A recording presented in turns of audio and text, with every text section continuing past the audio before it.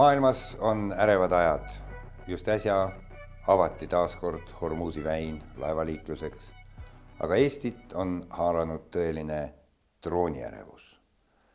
Ja nendel teemadel vestleme me täna inimesega, kes neist asjust väga palju, kui mitte kõike, teab. Peeter Tali, tere tulemast. Tere sullegi, Indrek Vabast Eestist, ja nagu ikka oled sa meelitaja, et nagu ma teaks kõike.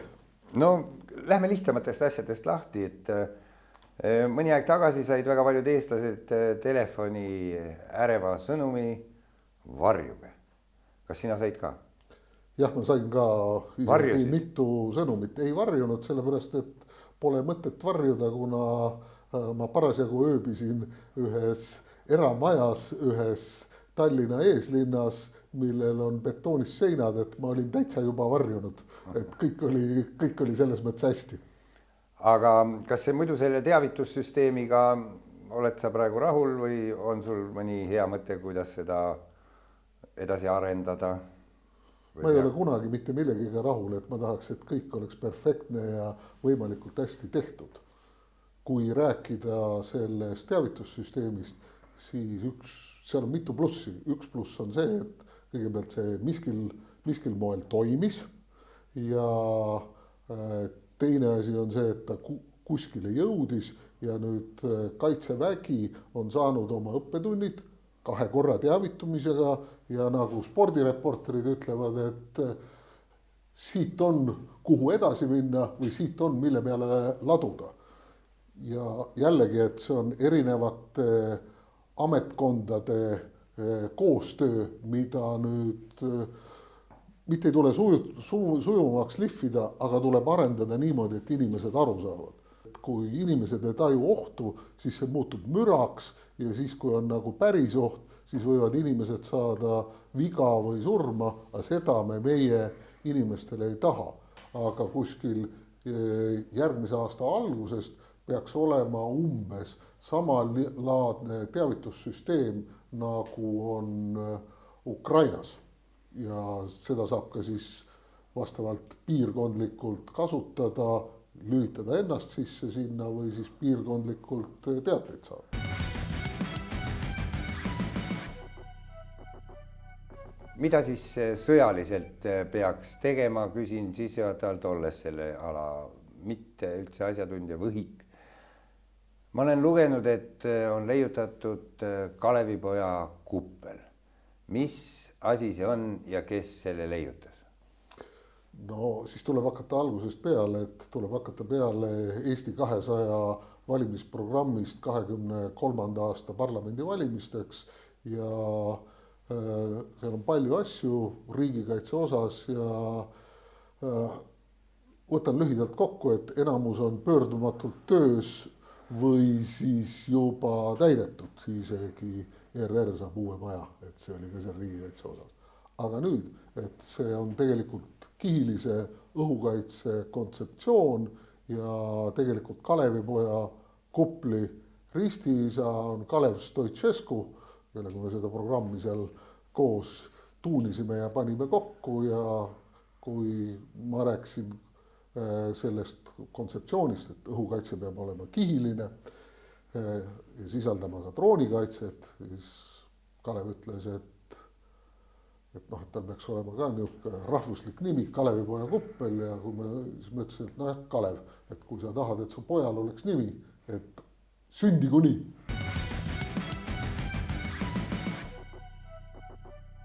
Aga mis see kihiline õhukaitse täpsemalt siis tähendab, mis on meil olemas või ei ole midagi, ja kui ei ole midagi, mida siis tegema peab?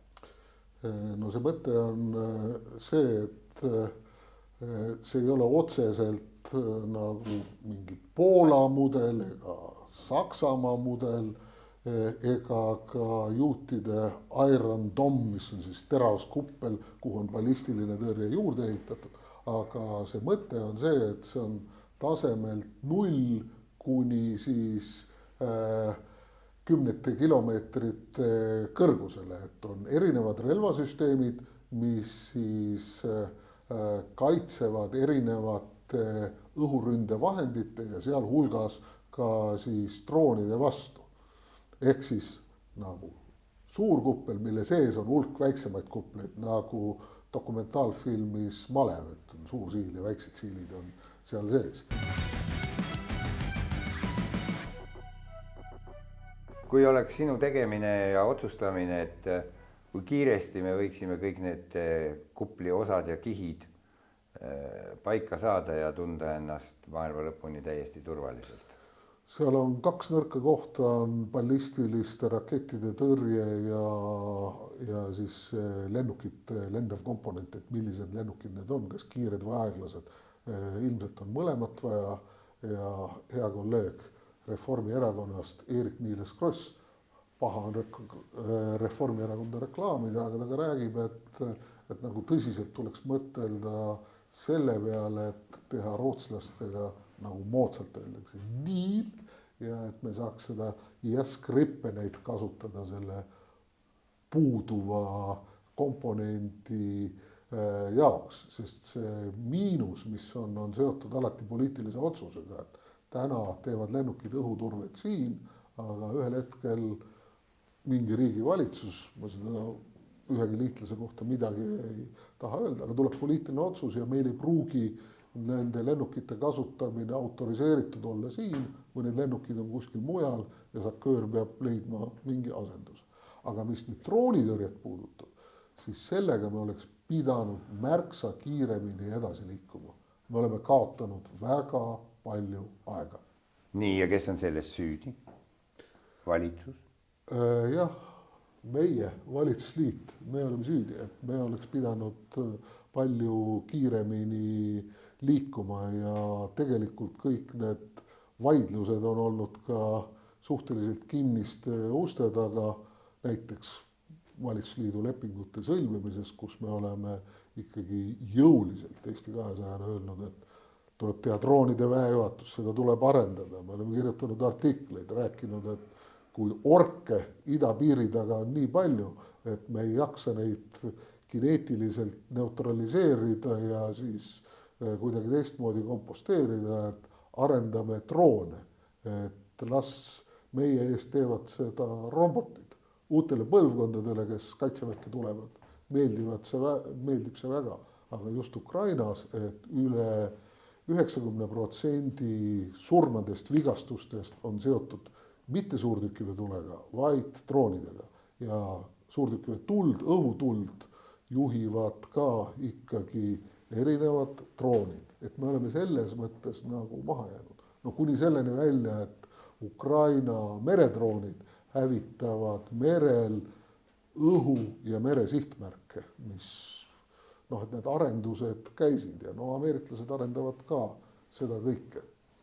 Aga nüüd me oleme kuskile jõudmas, aga jälle, me oleks võinud olla palju kaugem. Aga mis see kihiline õhukaitse täpsemalt siis tähendab, mis on meil olemas või ei ole midagi ja kui ei ole midagi, mida siis tegema peab? No see mõte on see, et see ei ole otseselt nagu mingi Poola mudel ega Saksamaa mudel ega ka juutide Iron Dome, mis on siis teravskuppel, kuhu on ballistiline tõrje juurde ehitatud. Aga see mõte on see, et see on tasemelt 0 kuni siis kümnete kilomeetrite kõrgusele, et on erinevad relvasüsteemid, mis siis kaitsevad erinevate õhuründevahendite ja sealhulgas ka siis droonide vastu. Ehk siis nagu suur kuppel, mille sees on hulk väiksemaid kupleid, nagu dokumentaalfilmis Malev, et on suur siil ja väiksed siilid on seal sees.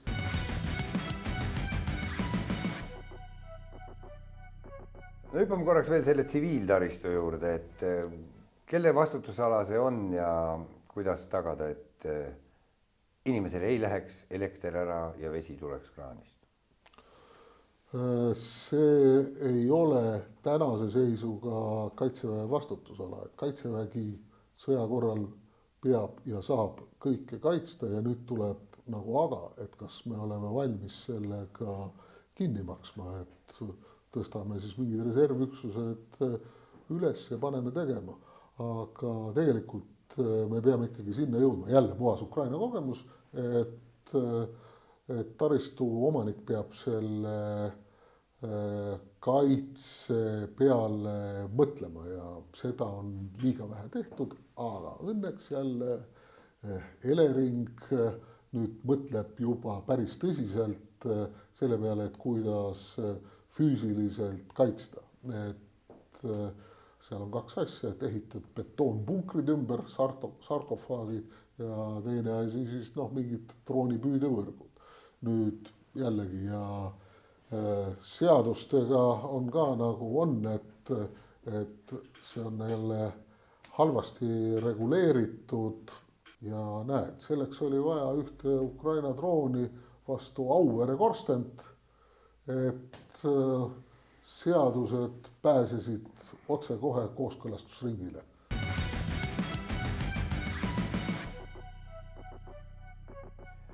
No midagi ei ole parata, Eestis on levinud ka teistsuguseid arvamusi ja ma kuulen ka vahel Riigikogu liikmete suust, et nüüd kohe tuleb Venemaa meile kallale, sest me oleme neid rünnanud ja üldse peaksime olema madalamad kui muru ja võimalikult olemasolevad süsteemidki surmaunne panema. Et kui palju selline poliitikajoon pidurdab ühest küljest neid vajalikke toiminguid, millest sa rääkisid. Ja teiseks tahtsin küsida, et meie ühised ülikooliaegsed tuttavad on algatanud rahvaalgatuse, mis on ju oma sellises naiivsuses nii vaimukas, aga et kahjuks vist kogub allkirjad täis või? Ma kõigepealt alustame lõpust. Kõigepealt ma tsiteerin hea meelega Vladislav Koržetsit, kelle luuletused, lühinaljandid ja kelle valmistatud kala mulle ka väga maitseb. Vladislav Koržets on öelnud, et ei ole maailmas suuremat jõudu kui lollus, aga seda tänu Jumalale meil jagub. Et see on see vastus, aga siis, et kõigepealt, et Eesti oleks turvaline, et selle jaoks peab Venemaa võtma sisse kaotuse Ukraina sõjas, et kui ei ole Ukraina sõda, siis ei ole ka tõenäoliselt mingeid vaenulikke droone Eesti territooriumil. Ja Eesti ei ole mitte kunagi lubanud mitte ühelgi riigil kasutada oma õhuruumi kellegi 3., 4., 5. riigi ründamiseks ja rõhutame, NATO on ikkagi puhtalt kaitseorganisatsioon ja Euroopa Liit, et see on rohkem nagu kaupmeeste liit, mis on edasi arendatud kuldsetest Hansa-aegadest.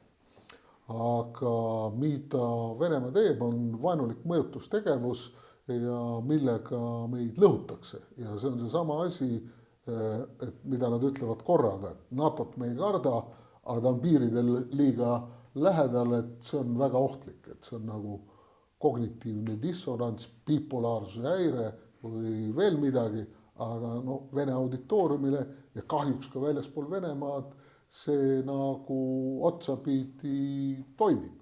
Aga see on ikkagi vaenulik mõjutustegevus selleks, et meid ähvardada. Ja mida me täna näeme, et Venemaa ikkagi ähvardab kõigepealt Kremli tasemel, siis Kremli ahrannikute või propagandistide tasemel, nende Z-blogerite tasemel, et justkui Soomest, Norrast, Eestist, Lätist, Leedust lähtuvad mingid rünnakud, mis on puhas vale, aga selle ähvardusega nad üritavad meid tegelikult lõhkuda.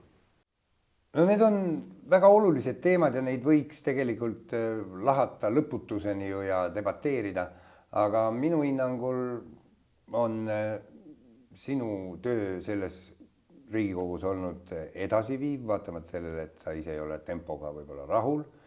Ja nüüd järgmine aasta tulevad valimised, mina kui kodanik küsin.